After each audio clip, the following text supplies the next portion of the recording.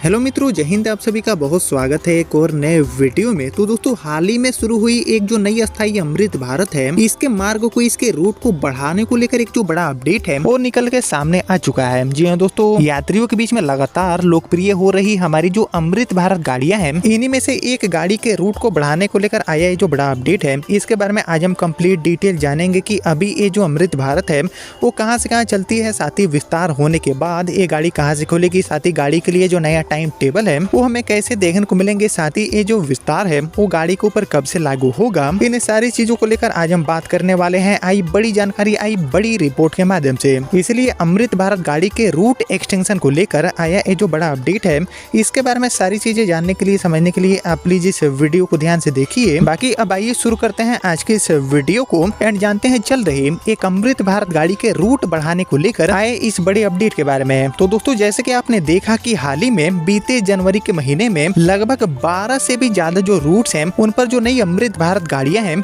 इनकी शुरुआत रेलवे ने किया है। गाड़ियां शुरू हो गई है, यानी कि इन गाड़ियों का जो नेटवर्क है वो काफी तेजी से बढ़ाने के लिए रेलवे गंभीर है एंड बैक टू बैक गाड़ियों को लॉन्च कर रही है। और इसी कड़ी में देश में चलने वाली एक जो इम्पोर्टेंट अमृत भारत है, इसके रूट को बढ़ाने को लेकर जो बड़ा अपडेट है वो निकल के सामने आ चुका है। साथ ही इस गाड़ी को अभी रेलवे कहां से कहां चलाती है एंड विस्तार होने के बाद गाड़ी के लिए जो नया ऑरिजिनेट पॉइंट है वो हमें क्या देखने को मिलेगा, इन सारी चीजों की जानकारी मिली है, जिसके बारे में एक एक करके और हमें डिटेल में जानते हैं। तो एक्चुअली दोस्तों, सबसे पहले हम जान लेते हैं कि अभी तक हमारी ये जो अमृत भारत है इसको रेलवे कहां से कहां चला रही है। तो अभी तक हमारी ये जो अमृत भारत है इसको रेलवे हरियाणा के रोहतक से असम के कामाख्या के बीच में चला रही है, जिसका जो उद्घाटन है वो बीते जनवरी के महीने में 18 जनवरी को हुआ था। जी हाँ दोस्तों, हाल ही में शुरू हुई हमारी जो रोहतक से कामाख्या वाली अमृत भारत है साप्ताहिक के तौर पर, इसी गाड़ी के रूट को बढ़ाने को लेकर जो अपडेट है वो निकल के सामने आ चुका है। और अभी तक रोहतक से कामाख्या के बीच में चलने वाली ये जो अमृत भारत है इसको कहां तक बढ़ाने का अपडेट मिला है, इसके बारे में और हम थोड़ा डिटेल में जाने।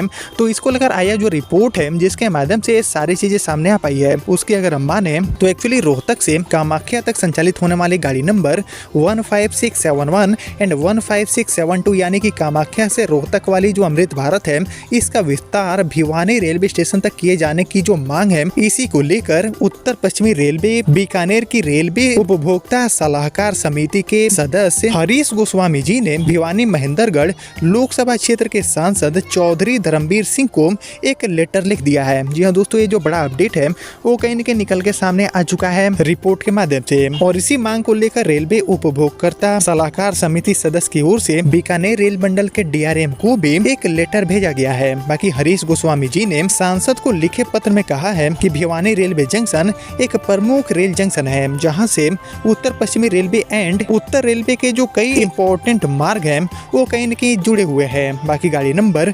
15671 एंड 72 यानी कि हमारी ये जो अमृत भारत है इसका भिवानी जंक्शन तक विस्तार किए जाने से क्षेत्र के जो बड़ी संख्या में यात्री हैं उनको सीधा लाभ मिलेगा। बाकी उन्होंने लेटर में ये भी बताया है कि भिवानी को छोटी काशी के नाम से भी पूरे देश में जाना जाता है, जबकि वाराणसी काशी के रूप में प्रसिद्ध है। और इस ट्रेन के अभी भिवानी तक विस्तार से छोटी काशी का जो सीधा रेल संपर्क है वो कहीं न कहीं बड़ी काशी के साथ हो पाएगा, जो कि धार्मिक, सांस्कृतिक एंड आध्यात्मिक दृष्टिकोण से काफी ज्यादा महत्वपूर्ण साबित होगा आने वाले भविष्य में। बाकी इनके द्वारा आगे ये भी बताया गया है कि अभी के समय में सप्ताह में हर रविवार को रोहतक से कामाख्या तक एक जो स्पेशल ट्रेन है इसका संचालन रेलवे करती है, लेकिन लंबे समय से चल रही जो स्पेशल ट्रेन है उसको भिवानी तक बढ़ाए जाने की जो मांग है वो भी की जा रही थी। बाकी हरीश गोस्वामी जी ने कहा है कि इस मांग को लेकर बीकानेर रेल मंडल के डीआरएम को भी लेटर लिखा गया है और भिवानी जंक्शन के दौरे के दौरान यह मांग डीआरएम के समक्ष भी